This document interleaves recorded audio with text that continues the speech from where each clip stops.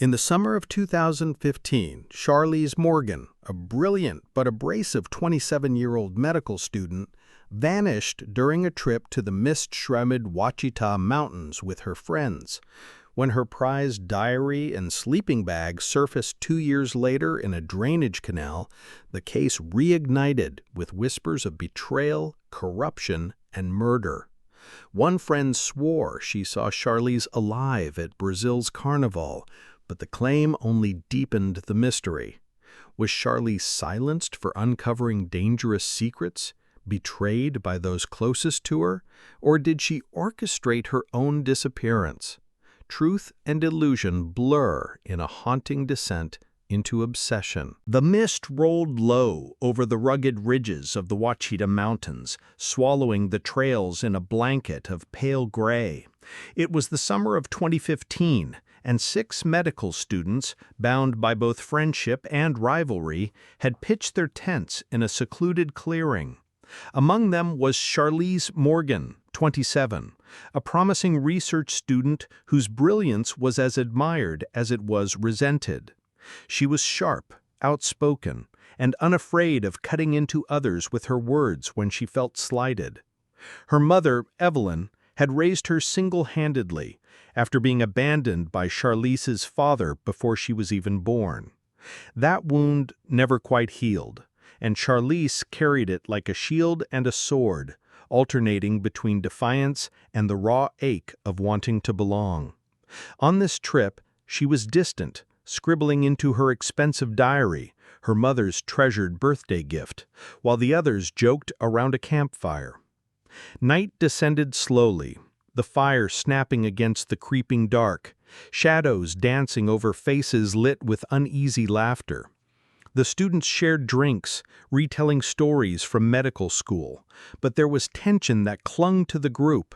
Charlize mocked Maya's failed anatomy exam, Derek's faltering relationship, and another friend's timid career ambitions.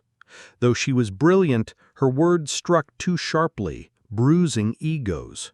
Some glared, some stayed quiet, but none confronted her directly. When silence fell, only the sound of cicadas and the rustling forest filled the void. The night stretched on, uneasily. By morning, the camp was cloaked in an unsettling stillness. Birds chirped overhead, the sun cut through the mist, and yet something was off. One tent was unzipped, abandoned. Charlize was gone. Her shoes, her sleeping bag, her precious diary, all gone too. What remained was her backpack, half-zipped and overturned as if it had been hastily rummaged through. Panic rippled through the group. At first, they assumed she had wandered off for air, perhaps to write alone, as she often did. But hours passed. The woods remained silent. The trails offered no footprints, no broken branches, no sign of struggle, only absence. By the time local sheriffs were called in, suspicion had already begun to stir. Authorities suggested she had fallen, lost her way, or simply run off, dismissing the incident as misadventure. But Evelyn, her mother, refused to believe it. Charlize had confided fears to her weeks earlier about betrayal, about people she thought she could not trust. Evelyn knew her daughter's brilliance, her stubborn will, and above all, her inability to simply vanish without leaving a trace. To her, the silence in the mountains was not nature's doing. It was human. Around the campfire that night, the students avoided each other's eyes. Questions hung heavy. Had Charlize stormed off in anger? Had someone followed her? Or had the forest claimed her in some cruel, indifferent way? In their silence, guilt seemed to linger like smoke that refused to clear. What none of them admitted, even to themselves, was that each had reason to resent her. And in the dark heart of the Ouachita Mountains, resentment confessed her into something far more dangerous. 2 years passed, and Charlize Morgan's name had become a haunting echo in the Ouachita Mountains. Search parties dwindled, media attention moved on, and for many, she was reduced to just another missing person case that time would bury. But not for Evelyn. Charlize's mother refused to let her daughter's memory rot in silence. She kept Charlize's photograph framed on her mantel, her eyes drawn daily to the bright face, the fierce gaze, the reminder of brilliance snuffed out too soon. Every night she replayed the phone calls, the last birthday they had celebrated together, the moment she handed her daughter the handcrafted leather diary that cost her nearly a month's wages, a diary Evelyn prayed would one day return to her hands. Then, in the spring of 2017, heavy rains battered the mountains, swelling creeks into raging torrents. A group of hikers stumbled upon something grotesquely out of place in a drainage canal pipe, a weathered sleeping bag, its fabric torn, waterlogged, and muddied. Stuffed inside was the diary, pages bloated and stained, ink bleeding into unreadable swirls, yet fragments of words survived, and some were carved deep with pressure as if written in desperation. One passage chilled investigators. They laugh, but it feels like knives. Trust is a language I no longer understand. The discovery shattered Evelyn's fragile hope. The authorities reopened the case, but their tone was skeptical, almost dismissive. To them, the sleeping bag and diary suggested an accident. Perhaps Charlize had slipped into a ravine, dragged by floodwaters, her belongings carried downstream into the drainage system. Yet Evelyn knew her daughter too well. Charlize had been meticulous, cautious, too calculating to die in such a careless manner. To Evelyn, these were not the traces of a lost hiker, but breadcrumbs left behind by someone silenced. The media revived interest, circling around Evelyn like vultures. Old classmates were interviewed, campfire stories retold.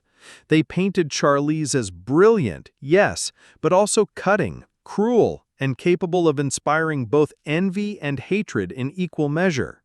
Some whispered of affairs, others of professional rivalries, others still of secrets hidden in her research.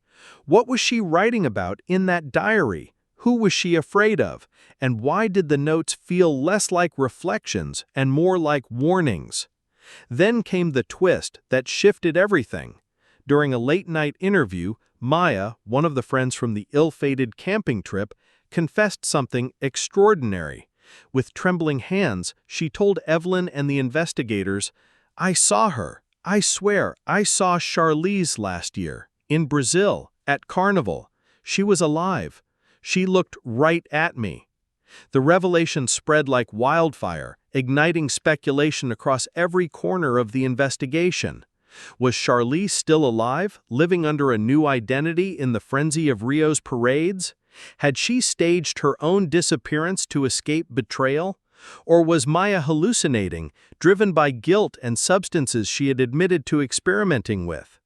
The police dismissed her testimony as unreliable, but for Evelyn, it was oxygen.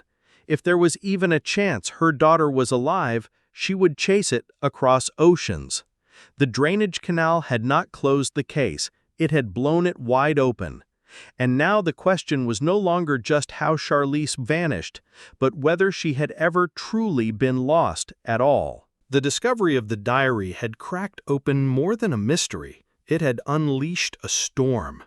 Detectives began peeling back the layers of Charlize's life, tracing the patterns of a woman who was far more complicated than her friends had admitted. Beneath her brilliance as a medical research student lay something more dangerous. Curiosity that trespassed into forbidden territory. Charlize had gained access to confidential pharmaceutical trials, experiments conducted under the guise of science, but laced with corruption and ethical violations. The notes scrawled in her diary hinted at discoveries too damning to be shared aloud. They mask poison as progress. I will not be silent. Investigators began to wonder, was her disappearance not an accident, nor a betrayal by friends, but a silencing orchestrated by something far larger? Yet the diary's most unsettling feature was its cipher. Amidst the soaked pages, strange sequences of numbers and symbols surfaced, invisible at first glance, but decipherable when pressed with heat.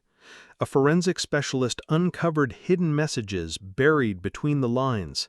They weren't scientific notes, but confessions of paranoia. One of them follows me. They wait until I sleep. I cannot trust laughter. It carries knives. Suddenly, suspicion shifted violently back toward the friends who had camped with her. If the diary was true, someone in their circle had betrayed her. Meanwhile, Evelyn became consumed by Maya's testimony about seeing Charlize at Carnival in Brazil. Though detectives dismissed it as unreliable, Evelyn clung to it like scripture. She traveled to Rio herself, walking through the chaos of the parades, the thunder of drums, the swirl of feathers and sequins. Amidst the celebration, she felt haunted. Faces blurred past her, masks glittered in torchlight, and more than once she swore she glimpsed her daughter's profile in the crowd, only for the figure to vanish into the sea of dancers. The sensory overload of Carnival felt like a fever dream, yet hope burned stronger than logic. Investigators, pressured by Evelyn's persistence, obtained security footage from the previous year's festival. Grainy, chaotic, and blurred by confetti, it showed thousands of revelers. But then, a pause. A woman in the crowd, turning briefly toward the camera, her left wrist flashing with a distinct scar. Charlize had carried that scar since childhood, a burn she had received in Evelyn's kitchen. It was unmistakable. For Evelyn, this was proof. For the police, it was maddening ambiguity. The media devoured the Brazil angle. Was Charlize alive, having staged her own disappearance to escape the betrayals and pressures of her old life? Was she running from corporate giants she had threatened to expose? Or had someone forced her into a new identity, paraded through Carnival as if mocking the world with her survival? Each possibility drew its own army of believers. But in Evelyn's heart, confusion grew alongside hope. If her daughter had truly been alive, why hadn't she reached out? And if she hadn't, whose shadow did the cameras capture that night, haunting Rio streets like a ghost reborn? The mystery deepened, the lines between truth and hallucination blurring. Charlize's presence, or her absence, was no longer confined to Arkansas. Her story was stretching across continents, leaving behind a trail of betrayal, corruption, and whispers of something far darker than Evelyn could yet grasp. By the winter of 2017, the case of Charlize Morgan was no longer just a local tragedy. It had become a fractured narrative whispered across news channels and dissected on true crime podcasts. Yet for those closest to her, it was a wound that refused to close, festering with every new revelation. When the ciphered diary passages were leaked to the press, public scrutiny turned venomous. The friends who had accompanied her on the mountain trip were dragged back into the spotlight, their every word dissected, their every inconsistency magnified. And under this heat, their unity cracked. Maya, already unstable from her Brazil confession, began unraveling. In a late-night interrogation, her voice trembled as she admitted the Carnival sighting might not have been real. She had been drinking heavily, she confessed, and experimenting with hallucinogens. "But," she stammered, gripping the table with white knuckles, "but what if that doesn't mean it wasn't real? What if I saw her because she wanted me to?" Her words confused investigators and enraged Evelyn. To Evelyn, this was no hallucination, it was a thread of truth, fragile but vital. Yet to the detectives, it reeked of desperation, a fantasy born of guilt. Derek, on the other hand, buckled in a different way. Under pressure, he revealed something he had never admitted. Charlize had been entangled in an affair with his boyfriend, shattering his relationship and leaving him humiliated. His resentment had grown poisonous, he admitted, but he swore he never harmed her. To the detectives, his anger was motive enough. To Evelyn, it painted a damning picture. Her daughter had not just been brilliant and abrasive, She had been reckless with people's hearts, sowing seeds of betrayal that could easily bloom into violence. The diary's cryptic line, "Knives in their laughter," suddenly seemed prophetic. And yet suspicion didn't stop with the friends. Investigators revisited the drainage canal where the sleeping bag and diary had been found. The location was too far from the camp, too precise, too deliberate. Charlize could not have stumbled into it by accident. The evidence suggested she had been moved, her belongings placed there to be discovered, which meant someone had wanted the world to find them, but not her. While detectives circled theories, Evelyn crossed oceans in pursuit of her daughter. In Brazil, she hunted Carnival's labyrinth again, this time beyond the bright parades. She walked the favelas, haunted the back alleys, and sought out street performers who had seen thousands of faces. And it was there, in the strobe-lit streets of Rio, that she found a lead. A street percussionist remembered a woman, tall, pale, with a scar on her wrist, who had paid him in US dollars during Carnival the year before. "She looked lost," he said, his voice low. "Not like the others. She looked afraid." Evelyn clutched at that detail like it was life itself. Back in Arkansas, the case deepened into paranoia. Friends turned against each other, each one accusing the other of knowing more than they admitted. Derek claimed Maya was obsessed with Charlize, that she might have lured her away. Maya fired back, insisting Derek's jealousy was murderous. Another friend revealed Charlize had confided suspicions that someone was following her before the trip, someone she knew but couldn't confront directly. Every revelation fractured the group further, leaving detectives only with shadows to chase. Then came the footage. Pulled from a security archive in Rio, a detective brought it to Evelyn late at night. Grainy, blurred, filmed from high above a parade route, it was nearly useless. And yet for a split second, there she was, a figure in the crowd, a face obscured by feathers and glitter, but a left arm flashing in the light. A scar. The scar. Evelyn pressed her hand against the screen, trembling. Her heart told her it was Charlize. The detectives cautioned restraint. Do not trust ghosts. But Evelyn no longer cared about caution. Sleep abandoned her. She replayed the footage endlessly, freezing it frame by frame, whispering her daughter's name as though the image would answer back. She wrote letters into the void, promising forgiveness, promising a chance to come home. Yet the silence deepened. Charlize did not write back. Still, Evelyn could not shake the thought that someone in her daughter's circle of friends had buried the truth. The diary's ciphered passages returned to her mind, confessions of betrayal, veiled warnings of laughter that cut like blades. She began to wonder if Charlize's disappearance was not a single act of violence, but a convergence of many wounds. A lover's betrayal, a friend's jealousy, a corporation's corruption, and her daughter's brilliance, which had made her both admired and despised. By the close of that year, the case felt like a fractured mirror, every shard reflecting a different story, each one cutting deeper than the last. Was Charlize alive, hiding among strangers in Brazil, afraid to return? Or was she a ghost, her belongings planted as cruel theater, her mother lured into a labyrinth of half-truths? Evelyn's certainty wavered, but her obsession did not. She would not stop. She could not stop. And as winter bled into spring, Evelyn's desperation became its own danger. The line between truth and delusion thinned, and the question that tormented her most was no longer who had betrayed her daughter, but whether Charlize herself had chosen betrayal, abandoning her mother to chase a life no one else could comprehend. By early 2018, the case of Charlize Morgan had spiraled into a labyrinth of contradictions, where truth and illusion became indistinguishable.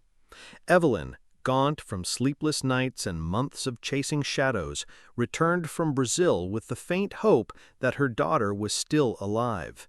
But hope had curdled into obsession. Every sound, every face in a crowd, every passing mention of carnival left her mind racing. The investigators had grown weary, their patience thinning, but Evelyn's fire only intensified. She began to pressure them relentlessly, demanding answers, demanding action, and slowly the final pieces began to fall into place. The detectives dug deeper into Charlize's academic work and uncovered something alarming. Before her disappearance, Charlize had been investigating the side effects of a new pharmaceutical drug tied to a powerful corporation that funded her medical school. She had found irregularities, patients falling ill, data manipulated, trial results falsified. If Charlize had spoken publicly, millions of dollars would have been at risk.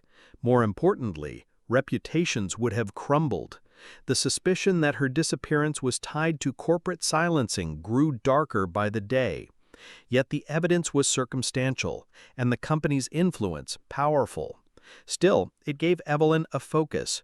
Her daughter had not just been betrayed by friends, but targeted for knowing too much.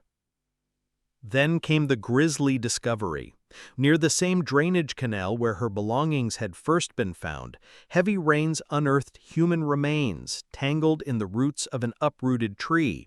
The bones were fragile, the decomposition advanced, but a forensic team moved swiftly. The body was female, roughly Charlize's age, but DNA results returned inconclusive.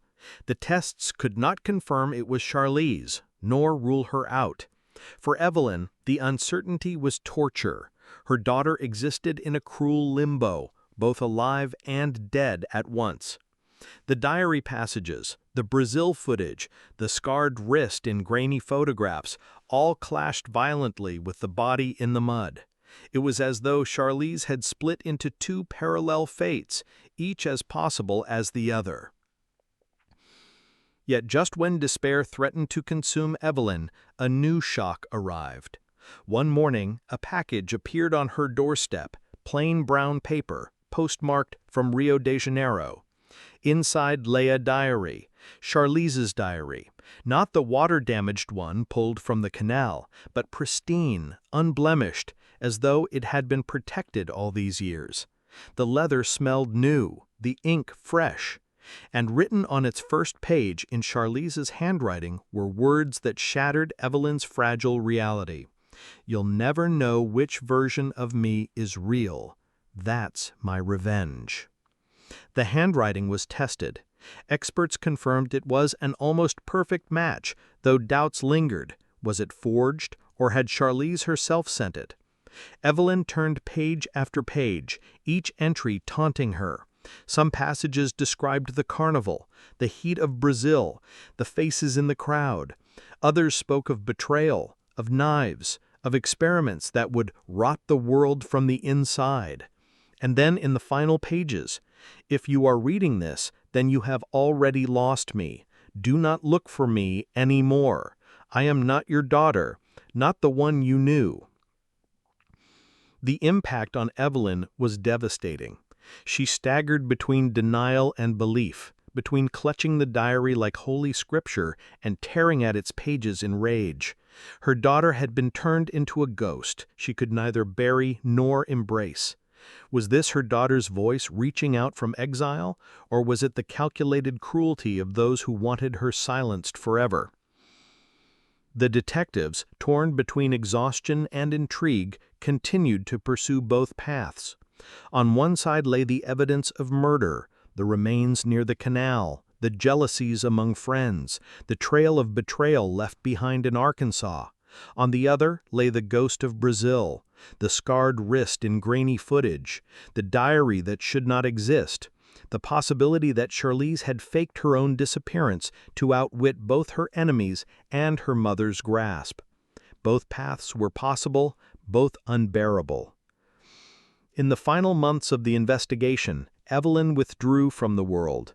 She stopped answering calls, stopped eating, stopped attending briefings. She sat for hours staring at the diary, running her fingers over the fresh ink as though touch alone might summon her daughter home. Her obsession had become her prison, as suffocating as the drainage canal where her belongings were first found. Neighbors whispered that she had lost her mind, but to Evelyn, madness was the only thing that still connected her to her child. The case was officially closed without resolution. Authorities declared Charlize Morgan presumed dead, though no death certificate was ever issued. But for Evelyn, closure was impossible. On the anniversary of her disappearance, she returned to the Ouachita Mountains, carrying the pristine diary in her arms like an urn. As she walked into the mist, she whispered her daughter's name over and over, the sound of it scattering into the trees. Some say she left the diary at the campsite, a final offering to the woods that had swallowed Charlize whole. Others say she still carries it, still writes in its margins, trying to answer her daughter across time and silence. In the end, Charlize became not a woman, but a legend. Part victim, part fugitive, part ghost. Was she murdered by those she trusted most? Did she vanish into Brazil, alive but unrecognizable, leaving her mother behind as an act of vengeance? Or was she consumed by a conspiracy that reached far beyond her friends, her family, her studies? No one knew, no one would ever know. The final truth of Charlize Morgan was that she was both gone and present, alive and dead, victim and architect of her own disappearance. And for Evelyn, the descent into uncertainty would never end.